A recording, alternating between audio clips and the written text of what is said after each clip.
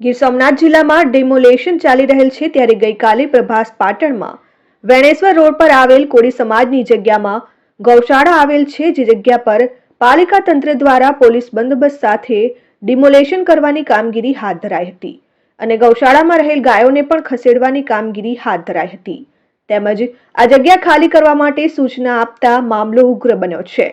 ત્યારે ગઈકાલથી આ જગ્યા પર કોળી સમાજનું આંદોલન ચાલી રહ્યું છે।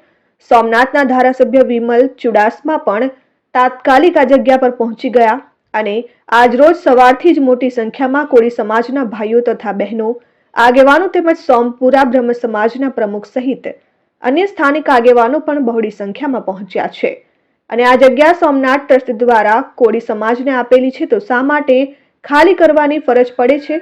આ જગ્યા જો ખાલી કરાવે તો વૈકલ્પિક જગ્યા લેખિતમાં બાહેધરી સાથે ફાળવે તેવી માંગ સાથે આગેવાનો આંદોલન કરી રહ્યા છે।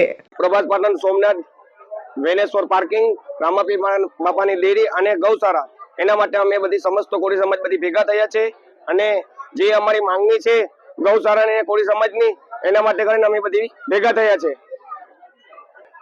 કે અમારી માંગણી હતી જમીનની અને ગૌશાળાની। એ લોકોએ ડાયરેક્ટ કીધા પકીનો અમારી ઉપર કસવાળાને ડાયરેક્ટ કીધેલું હતું કે અમારે ગૌશાળાનું ને જમીન બાબતે વિગત હતી, કોઈ જાતની નોટિસ કે કોઈ જાતનું કાર્યવાહી ન કરીને ડાયરેક્ટ ખાલી કરવાનો ઓર્ડર આપેલો હતો।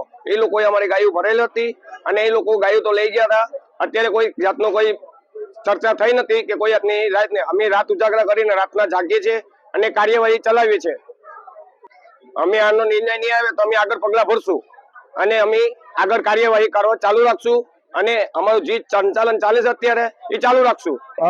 સોમનાથ મેઇન રોડ ઉપર અમે બેઠા છે, ત્યાં વેણેશ્વરની જગ્યા છે। ત્યાં અંદાજે 1993 કે 94 સોમનાથ ટ્રસ્ટ દ્વારા કોળી સમાજને જગ્યા ફાળવવામાં આવેલી હતી વંડી માટે અને એ સમયના જે ચેરમેન છે એમને પણ આ જગ્યા ફાળવેલી હતી અને એમને બુક પ્રસિદ્ધ કરેલી હતી। એ બુક પ્રસિદ્ધમાં એને ઘણા સમાજોને પણ વંડી આપેલી હતી। એ બુક પ્રસિદ્ધમાં લખેલું છે અને બુકમાં એમને અત્યાર સુધીના જે સોમનાથ મંદિરમાં જે કામ કર્યા એની આખી યાદી બનાવીને બુકની પ્રસિદ્ધ પણ અમારે ત્યાં પુરાવા છે। આ જગ્યા છે એ અંદાજિત 35 વર્ષથી કોળી સમાજ પાસે છે અને આ જગ્યા આપવા માટે એ સમયે 2 ટ્રસ્ટીઓને નિમણૂક કરવામાં આવી હતી। આ ટ્રસ્ટીની તમામ જિમ્મેદારી છે આગળની પ્રોસિજર કરવા માટેની। એ ટ્રસ્ટીએ આ જગ્યા કે આ કોળી સમાજની વંડી માટે જગ્યા આપવાનું છે અમારા વડીલોને આપેલી હતી અમે અને પ્રસાદી કરતા હોય છે અને આ કોળી સમાજને જગ્યા આપેલી હતી। પણ 2 દિવસ પહેલા તંત્ર આવેલું કે ભાઈ અહીં ચિંતન શિબિર છે એટલે તમે ગાયોને ભરી જવા દો। આ લોકોએ ના પાડી, ગાયો ઉપર ગાયોને મારકૂટ કરી અને એ લોકો ગાયો 50 જેવી ભરી ગયા અને કીધું કે અમે પાછા મૂકી જશું। પણ બીજા દિવસે પાછા આવ્યા કે હવે આ ગૌશાળા પણ તોડી નાખવાનું છે, તમે તમારે હાથે તોડી નાખજો, મંદિર તોડી નાખવાનું છે।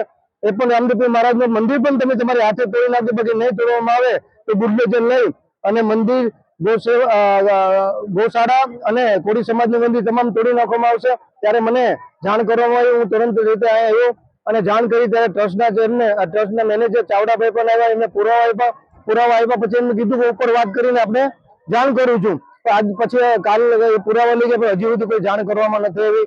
Dikshita Parmar, RN news, Gir Somnath.